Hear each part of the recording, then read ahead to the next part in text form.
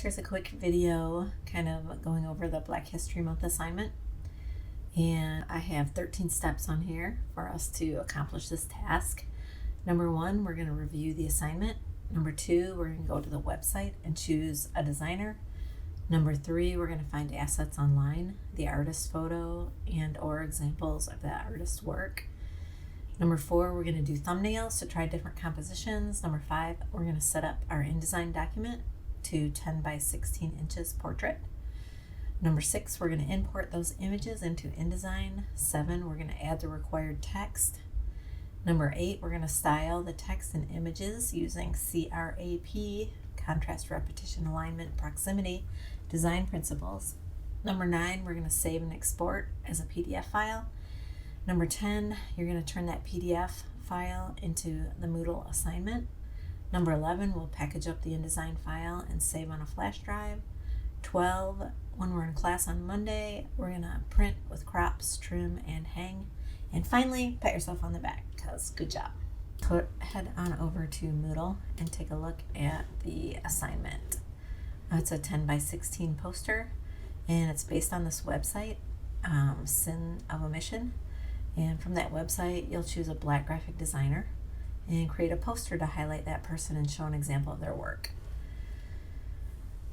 So your poster must include a strong focal point, image of the artist or their work or both, the name of the person and a brief paragraph about their importance, the title and date, celebrating Black History Month, February 2022, a very small sentence somewhere, our disclaimer that says fair use, educational purposes only. Let's see. Our learning objectives: research Black graphic designers, choose one and do 10 thumbnails of a page layout about that person of your poster. We're going to use InDesign to combine words and images to do page layout, which is what this class is all about. We'll apply the principles of CRAP, which we've been talking about a lot, and practice some visual hierarchy when we're doing our page layout. You'll be making intentional design choices, and when you present your posters, you can tell us about those, hopefully mentioning those design principles that we've been talking about. You will turn in a compressed zipped folder with your packaged files, 10 thumbnails, and you can take a photo with your phone and upload or scan them in the PDF file of your 10 by 16 poster. That's what you'll turn into the Moodle assignment. Present and critique, we've done that, so we'll be doing that soon. And right down here is a little poster example I did of one of these guys. So let's head over first and go to that website mentioned to choose our designer. And here's the website, and there are several Black graphic designers on here for you to choose from. I chose Thomas Miller. This guy right here. When I was in college, we learned a lot about Paul Rand, and he's been a peer in the field, and I had never heard of Thomas Miller, which really is a sin of omission. So I chose Thomas Miller, and I went out online and I found some additional pictures of him, and I used this little Peace Corps logo that he did for my poster. I then did some thumbnails, and you can kind of see, like we talked about before, thumbnails are just quick little expressions of page layout composition. When you know the elements of your page layout, just like we've talked about them being puzzle pieces, we know that we need an image of the designer and or their work. We also need the copy that says Celebrating Black History Month, February 2022. We need the designer's name, and we need that little disclaimer piece. So when you're doing your thumbnails, they're just quick little sketches. We don't have to be great illustrators to accomplish these things. We just practice with the headline. We know it's going to be there, maybe an image and maybe a smaller image, an example of their work. A little bit of text here, which would be a paragraph talking about the designer. This is the one I chose, and here I have the type going up vertically on the side with a big headline. On this one, I was thinking maybe just a big picture of their work, an example of their work. Like Gail Anderson has some really cool magazine spreads, and then maybe a small picture of her with her name, a little bit about her, that little disclaimer. So these are all kind of just quick little sketches about how you could organize your information on your page layout. So with that, let's go ahead and hop into InDesign, and we will create a new document. And we know this is going to be for print. And over on the right hand panel, we're going to put in your name, Black History Month poster, and your name. And we know it's going to be 10 inches wide, and your unit of measurement is inches, and 16 inches tall. We're going to be sure we uncheck facing pages because it's only going to be one page. And we're going to leave the rest of the defaults as is and click Create. In InDesign right now, let's make sure our workspace is set up to Essentials Classic. That'll be the best set of panels over here for us to use for basic page layout. And you remember your toolbar is over here on the left side of your document window, and your panels are over here on the right side. Mine are ginormous. And there are these little arrows that you can expand and collapse these panels. So let's go ahead and import our images. And I went out online and found some images of the designer I chose. And you'll remember there are multiple ways to do this. We can go up to File, Place. We can do the keyboard shortcut, Command D, or we can simply just grab the image and drag it into the InDesign window. And when you click once in the window, you'll see you have a loaded cursor of the image. And then you can click and drag out your image. Remember, it can go way past the edges of your page. It's okay. I can go outside of there, and you'll remember when we push W on the keyboard, that'll give us the actual trim print preview. I see we forgot to put bleeds on our page. We're going to need those. So let's go over to File, Document Setup, and let's twirl down the bleed and slug and be sure we put a 0.125 inch bleed. Which is industry standard bleed.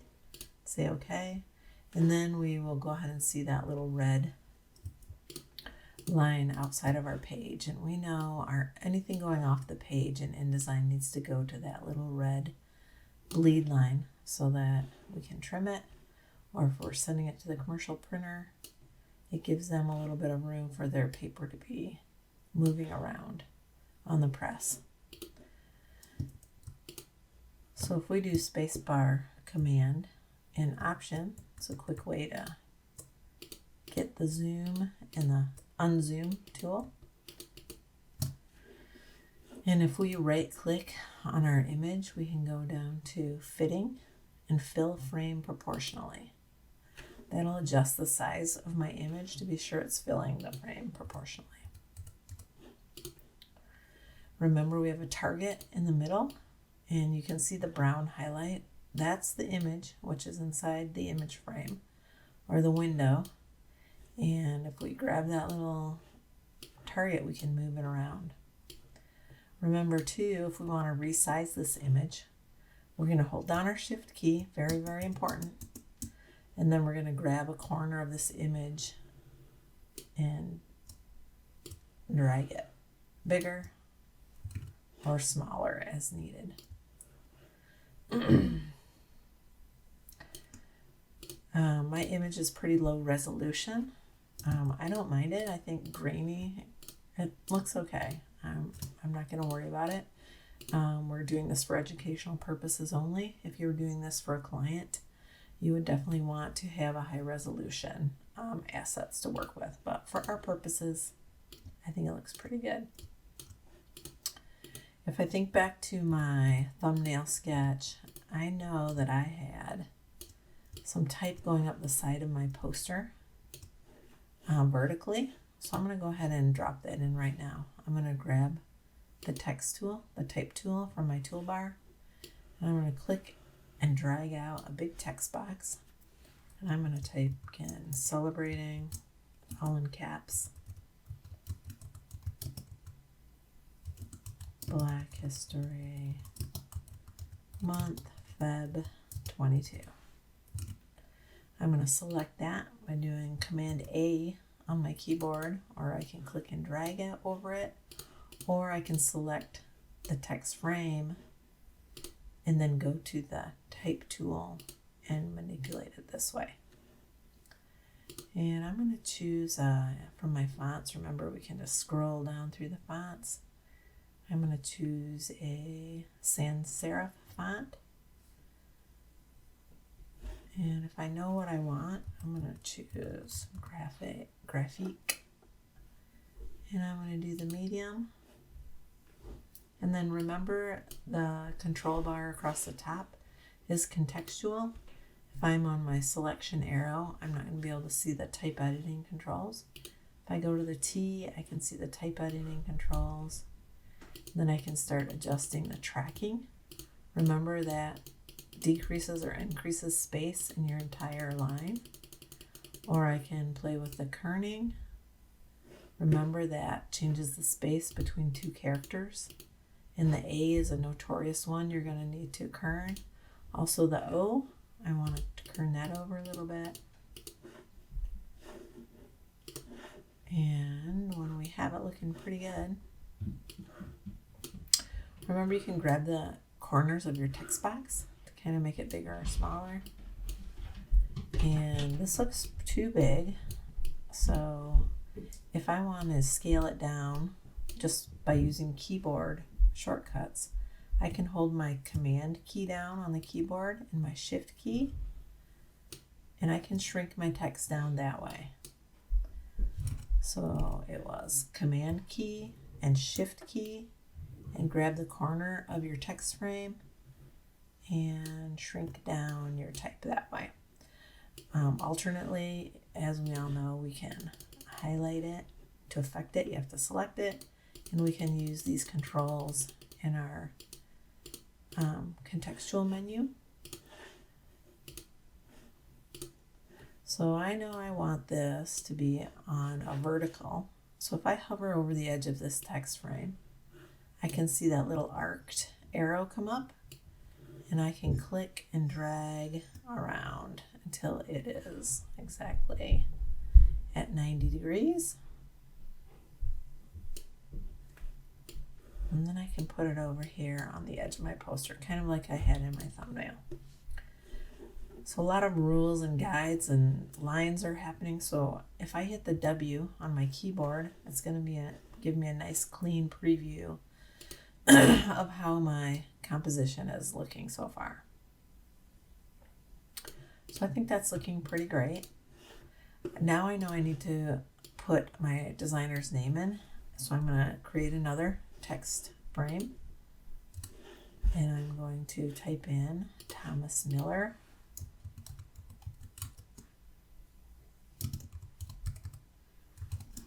And I want this to be pretty much the biggest thing on the page. To me, that's the most important thing about this poster. So I'm going to make that really huge.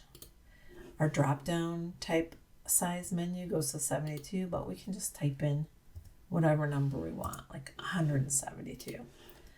Remember, when we have text in a text frame that doesn't fit, you'll get this little red square with a plus in it telling you, hey, there's more type that's not fitting in here. Then I'm going to go ahead and style this type. And we talked a little bit about using the arrow keys to go down through your fonts if you want. It's kind of a good way to find a font as visual people. Something like that is going to be helpful for us. Where was that one? I like this one, Mongoose. So I'm going to hit my return key to select that one. And so now I have this 2 lines of text right here. In the leading, the space between them is way too big. Remember that design principle of proximity? We want his name to be close together. So we need to adjust the leading on this type right here. So I'm going to select the second line of text here. And remember the leading, the lead balloon, it's right under the type size up in your contextual menu up here. So I can start hitting my down arrow to move that much closer to the first name, the first line of text. And I feel like that's better.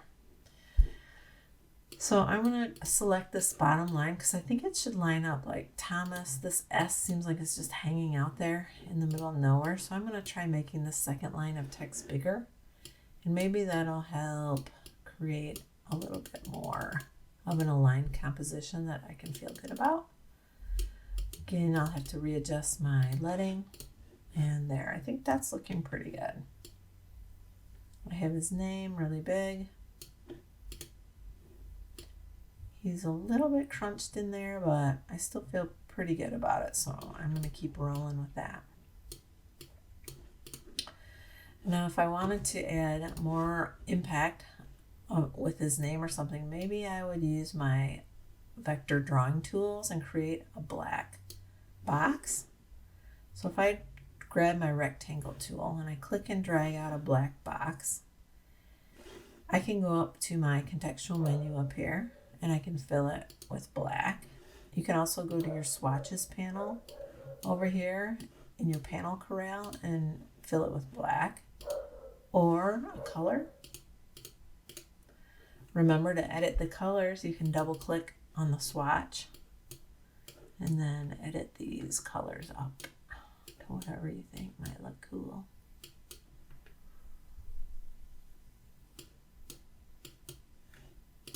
If you have a colorful image, remember the all-powerful eyedropper tool.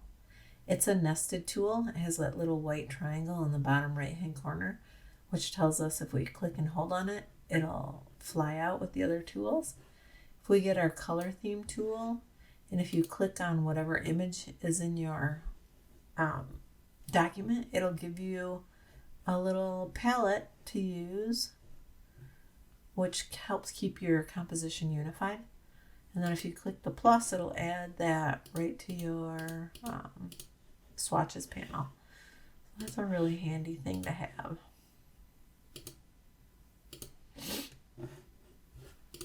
Remember too, when you're working in this page layout, things are in a stacking order. So you need to send them to the front or send them to the back. To do that, we can highlight it. To affect it, you have to select it. You can go up to Object and Arrange, and there are the commands right here, send to back. But now, my image now also needs to be sent to the back.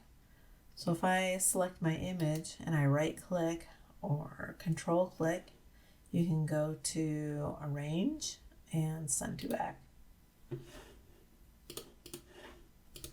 Now maybe I should make this type white instead of black, and then I have kind of a cool composition going here.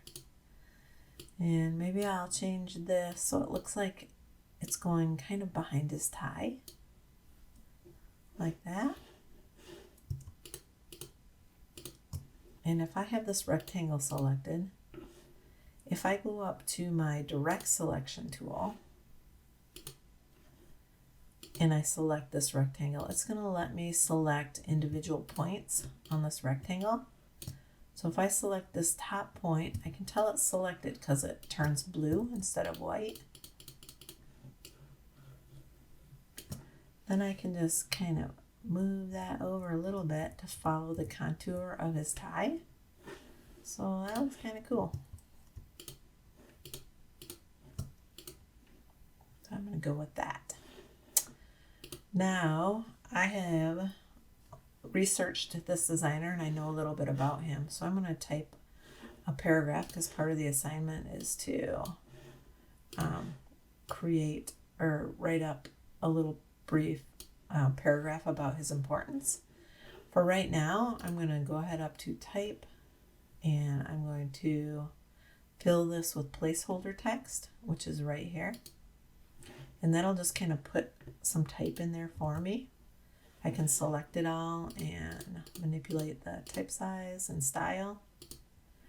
And then when I actually do the research, which hopefully you've already done and looked up information on my designer, then I can replace this type in there with that info. I'm going to choose kind of a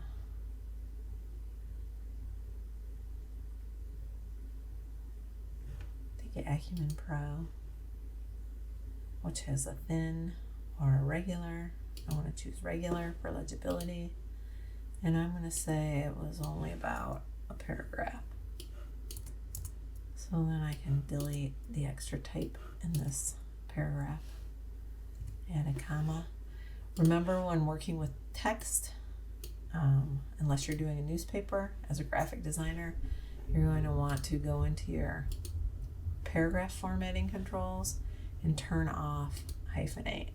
We don't want hyphens. We don't want splitting of words. It's just not a good thing.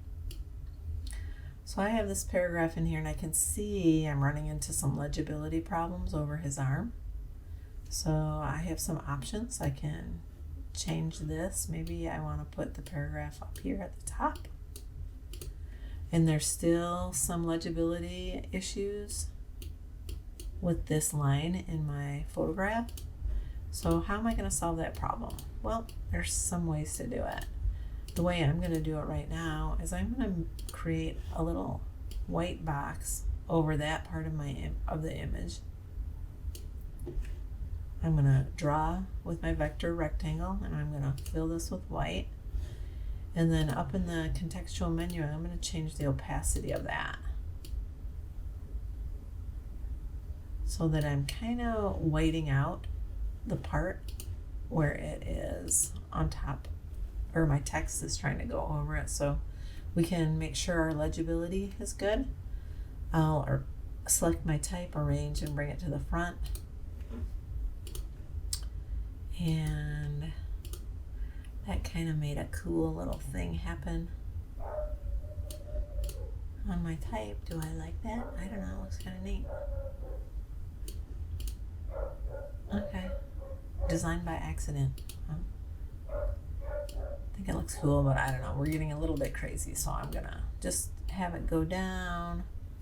And then I'm gonna bring this type to the front, arrange, bring to front. And I have that going on, so that's looking pretty good. And I'm gonna go now and grab a little example of his work, which is the Peace Corps logo. Whoops. And when I drug it on there, I had something selected on my page.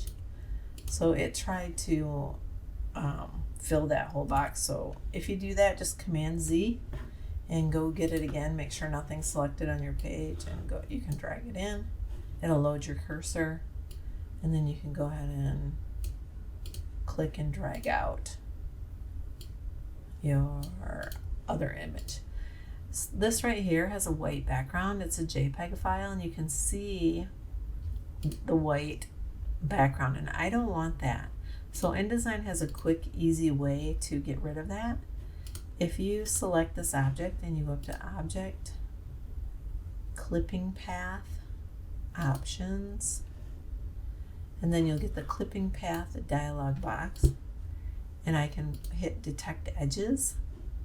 And if I click my preview button on, you can see InDesign does a pretty decent job of outlining that graphic for me, so I can say okay. I probably would want to do this in Photoshop if this was client work, just so I could make it really precise and make sure, everything is perfect. Must be perfect. Okay, so this is looking pretty good. I'm having some alignment issues. This little piece of text is just up here. It's not aligned with anything. And you can see it just goes, your eye flows down here and then it bumps out here and goes down. So that bump is kind of annoying. So I really need to find a better solution for this little bit of text. And now's where you're kind of just putting your puzzle together, like where can this text go where it's going to be aligned, it's going to look good. You know, do I need to take my white box and maybe put it down here so that I can have my type going over? Yeah, and I think that's a better solution because now everything's aligned and I don't have that weird bumping out thing that was occurring at the top up there. So I'm liking that.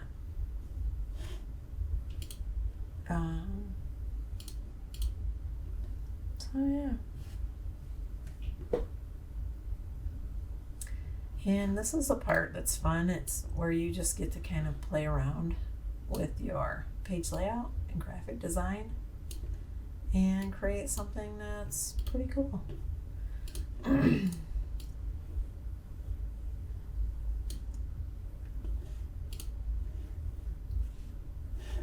Then if I use that direct selection, remember I can grab the little edges of this box and really make it look like it's going around his tie. Kind of cool.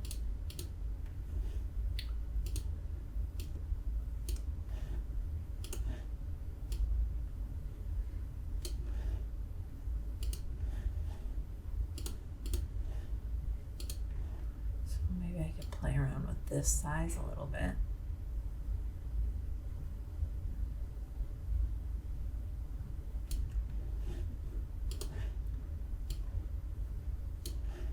And play around with the contrast.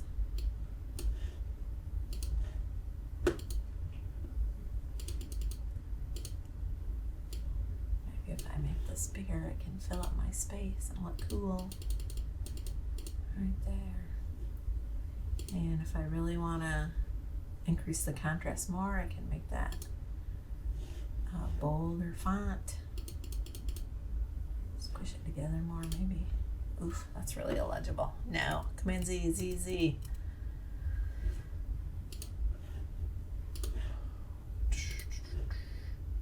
Play around with the kerning.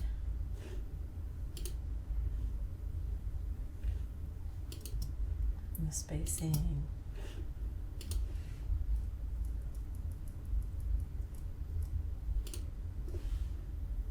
Maybe the whole thing needs to go a little bit lower on my page.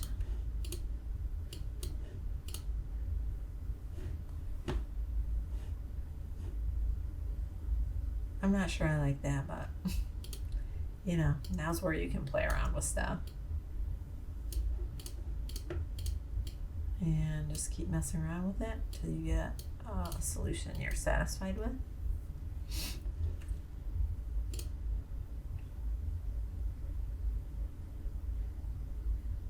It's kind of weird how his tie is just, that's like chopping him off, and there's his tie.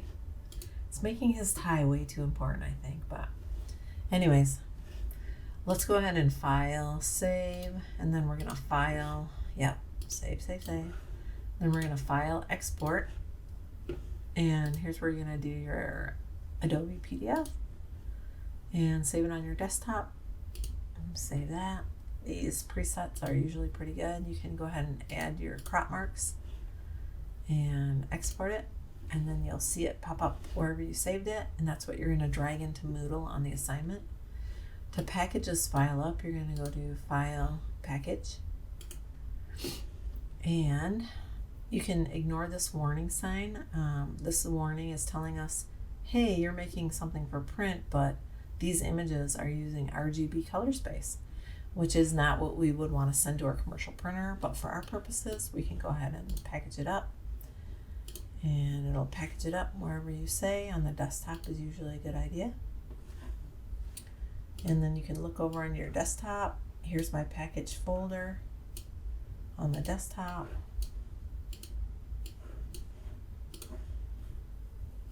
Right here. And if I right click this, I can go to compress and that'll zip it up. Or I can highlight it and go up to file, compress that way, and it'll zip it up. And that's what you're going to want to be sure you have on your flash drive and bring to class. Okay, that's it. Thanks, guys.